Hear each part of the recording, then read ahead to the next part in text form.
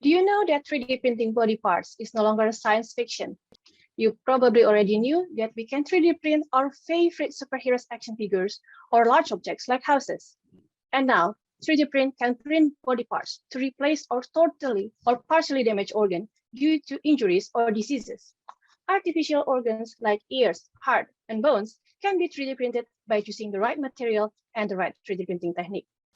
It is important to find the perfect match between the tissue that we want to print and the material that we're going to use to print, because we want to make the new tissue that is as close as the real one that's going to replace.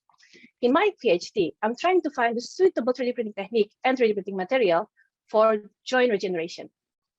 Joint, like any other parts of human body, is complex. It consists of bones and cartilage. Cartilage is a dense and elastic structure that acts as shock absorbents and allow us to move smoothly, while bones are hard and strong tissue that provide support and protection. So bones and cartilage are different. So I have to find the best fit for each of them and then combine them as a unit, the osteochondral unit.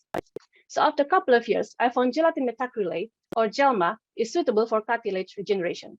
GELMA is a popular bio-ink that is 3D printable with more than one 3D printing technique, and it is derived from collagen, the most abundant protein in the cartilage. And after being optimized, it can be as strong as our cartilage and is also compatible with our cartilage cells, the chondrocytes. And for the bone, we developed a novel polymer called CSMA2. CSMA2 is a synthetic polymer that can fabricate nature-inspired biomimetic structure with light-based 3D printing technique, including the new technique called digital light processing, or DLP. DLP can 3D print with high accuracy, high precision, and high resolution.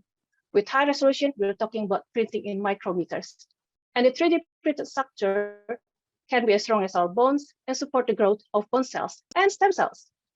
So by combining these 3D print to compute task-made and patient-specific artificial joint to repair a damaged one without the need of a donor. And we can also incorporate patients' own cells to reduce the risk of rejection from the immune system and the long-term use of medications like immunosuppressant. While we do need more research to optimize the 3D printing of complex human body parts, 3D printing body parts is no longer a science fiction. Thank you.